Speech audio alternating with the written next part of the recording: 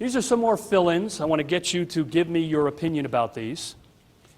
Once again, recommendations for the best evaluations. What can it possibly mean to speak for yourself? What do you think that means, Alan? It means that you're giving your own impression and not speaking for others because you don't necessarily know what they're thinking or doing. That's correct. You don't speak for others because you don't know what they're thinking, feeling. In fact, you're not even sure they're there. Who are you going to speak for if you're not for yourself? Anybody have an example of when you don't speak for yourself, how that sounds? The champions say, all the greatest speakers do. If you're speaking for those guys, and even if you're one of those guys, that's not the best way to evaluate someone. Speak for your reaction, just as you did up here. You can only speak for Sylvia. You can only speak about your life.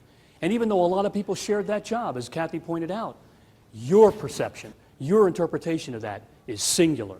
And that's what you're doing with an evaluation. Speak from your heart individually. So remember that. Speak for yourself. Avoid words like we and they. It sounds like you're speaking for an organization. How about impersonal statements? What's that all about? What does an impersonal statement sound like? Anybody want to take a guess? People shouldn't. There you go. People shouldn't. People should. You must. Now, speaking of that word, has anyone ever told you when you're a speaker what you should do? By show of hands. Yeah? What did they say? Sylvia, you should do this more often. You shouldn't do that. Don't you hate that? When Toastmasters fly in, should all over you, and then fly away. Ugh. It's a mess. It's not fun. It's not nice. It's really the spirit of impersonal statements. You don't want to tell people what they should do. You want to make them an offer because you're coming from your own place. You want to tell them what your reaction is and how you think that can help.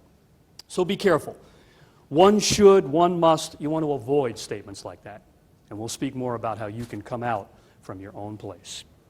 All right, the next one now ought to be fun. Avoid judgment words. Who can give me an example of a judgment word? Alan? You're horrible.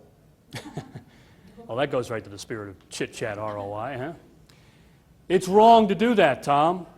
It goes right along with the shouldn't stuff. Don't do that. That's ineffective. That's harsh. That's cold.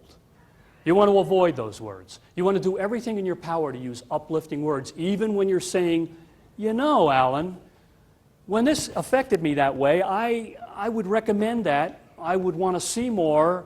It's all about what you're asking them to do, as opposed to pointing the gun and telling them what they should. Go ahead.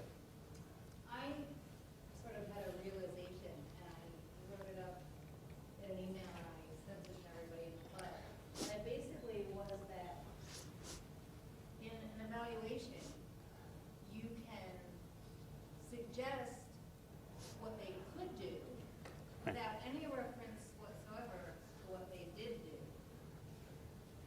Okay. You could have an opening line that really grabs our attention and hooks us from the get-go. Okay. As opposed to, your speech was great, except for the opening line was really weak. Good point. It takes the positive road. What's your first name? Amy. Amy. It takes the positive road, doesn't it, instead of the negatives. Instead of doing that, why don't you stop doing that, or you miss that, why not go right to what might have worked better for me? What I was looking for was that powerful opening. You might think about doing something like, and then you fill in the blank. That's an exact way to go to avoid judgment words. Don't judge, just make them an offer. Now I want to stop here for a minute and give you a gesture. Somebody tell me what my hands look like. What do they represent when I do this? Cup? A bowl, yeah, I could be begging.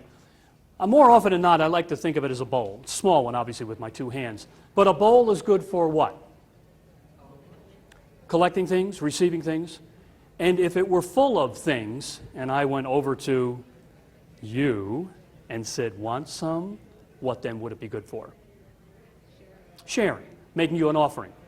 So what I want you to think of is every time you do an evaluation, Picture yourself full of recommendations, praise, support, but you're making the person an offer. Not the kind Vito Corleone makes. All right? You're making them an offer that they can refuse. They can say, okay, I heard your suggestion. Maybe I'll do it. Maybe I won't. But the spirit of making an offering is, I say it with a tone, and I offer them my words as if it were a gift. You can take it or leave it. The minute you start doing this, the minute you start pontificating and telling them what they should or shouldn't do, it's almost going to turn them off. It's going to make them back away from what you're saying. So do that. Remember to make an offer, and they'll probably perceive it as that and take it up from that perspective.